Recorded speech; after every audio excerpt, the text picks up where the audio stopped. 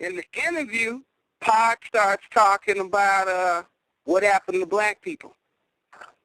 He took them all the way through history and why that black kids that got to a point where they wanted to be thugs. By the time MTV edited the interview and everything, all you heard Tupac saying was, yeah, I'm a thug. That's why I'm a thug. They didn't give you what he led up to. So most of the content of that interview was edited out? Yeah, edited out to make it look like he was just a little gangster punk or something. But the man always talked about other people first instead of himself. Black people had needs. You knew Tupac well. How did he react to being labeled a rapist?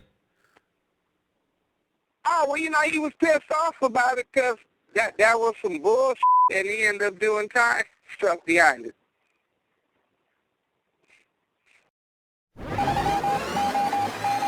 This is a Jmix exclusive.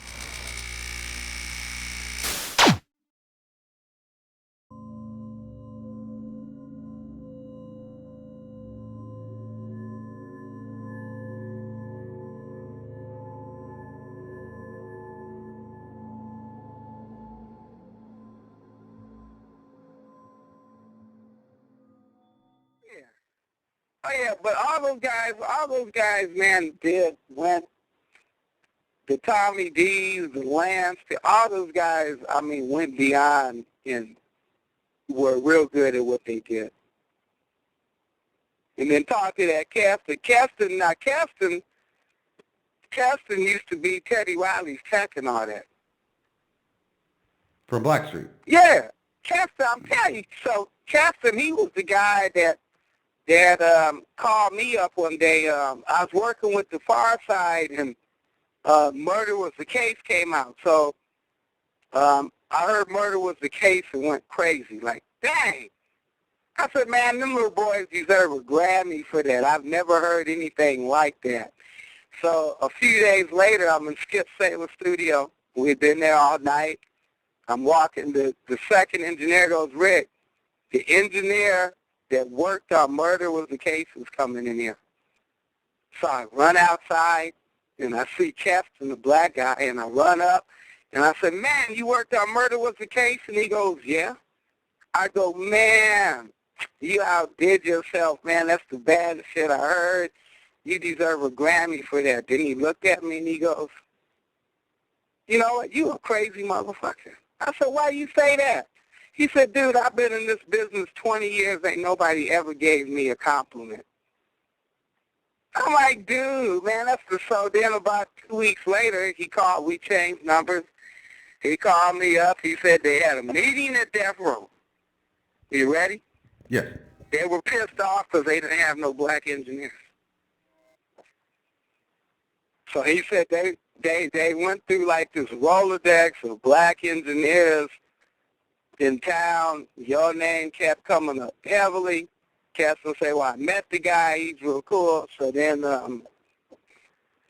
that Castle say, they're going to call you up. And that's how I got down there. So it's a fair assumption to say that Suge wanted a black-owned, black-ran business. No, they were just not. And that's the other thing, that one of the proudest things I can say about Death Row, they had no racism in them whatsoever. They didn't care. There all kind of people worked down there. They didn't care. They were just pissed off because they looked around one day, they didn't see no black engineers. Yeah, it was black-owned and all that, but Suge black. But, well, here's the biggest thing happened to me. One night we're working Danny Boy. Suge calls a session 3 in the morning, so we're all down there. Some of us are wearing pajamas. We're setting up the track, and then I look out in the studio, and Suge has a guitar, and he's playing it. and I didn't know he could play guitar. So I went out there. I said, I didn't know you play guitar. And he goes, yeah, man, I've had a love for music for a long time. So then that let me know, okay, in his heart, he really loved music. Tommy D has a picture of him sitting at the board. What, did he ever try to produce or mix any of those songs? No, Suge, that's the other thing that was great about all Suge would just come in and say it either sound great or if he didn't like it, he just go, nope, nope, nope. Y'all got to work harder. And then he, that was it. Suge was like a great coach. Suge come in and just make you, well, it's going to be all right. You guys keep working on this and watch. It's going to come out, watch. It's going, he's real positive man. So you were treated properly at Death Row Records and you were paid properly? Yeah. Matter of fact, between us, Tupac named me. He used to, that's how we fell out, because he would mess with me, and he would call me Suge's pet.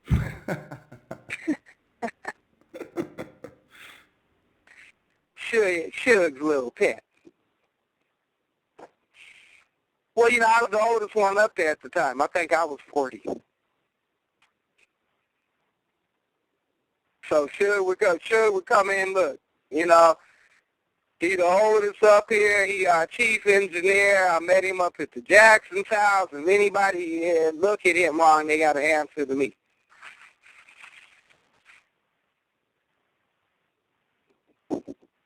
So Suge would be like, Pac would be like, Suge's little pet.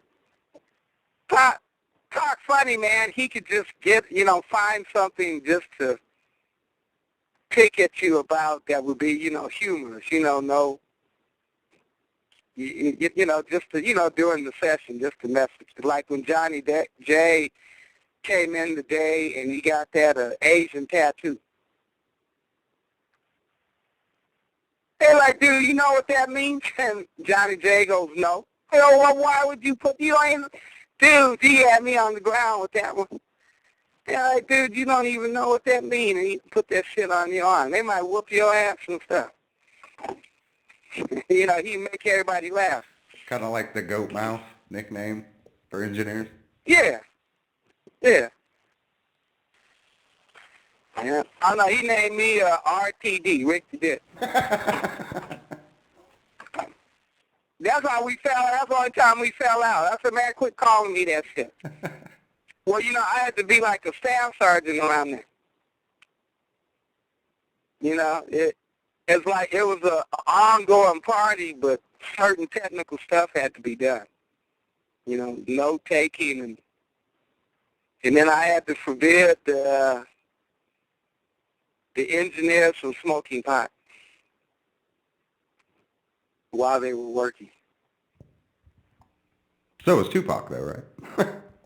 Huh? I said, so was Tupac, though, right? No, Tupac, Tupac smoked through the whole thing. Only thing he changed on us, he was smoking and drinking Alizé and Hennessy, and then he came in one day, and he had this Cristal champagne. And he goes, taste this, old man, I'm only drinking this from now on. So I took a sip of it. I was like, yeah, it's all right. And he goes, all right. He goes, dude, this stuff's like $200 a bottle.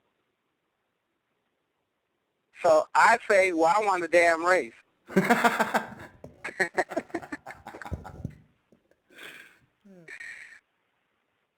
No, that's what I'm telling you. I would sit up there and joke with Tupac. Some people would come in there and be on that gangster vibe, no smiling, but, I ain't like that. So, like I said, I enjoyed myself. Have you seen another artist work as fast as Tupac did in the booth? No, ain't gonna happen. Ain't gonna happen. Number one, he could write all that stuff in about 5 minutes. And then what he wrote would just Like, wow, I don't believe this boy wrote this in 5 minutes. Okay, here's what I want to know. Where that tape with Farrakhan on it? You don't know about that one, huh? No, I don't. See. Where that tape Farrakhan on it? There's a tape with Farrakhan on it?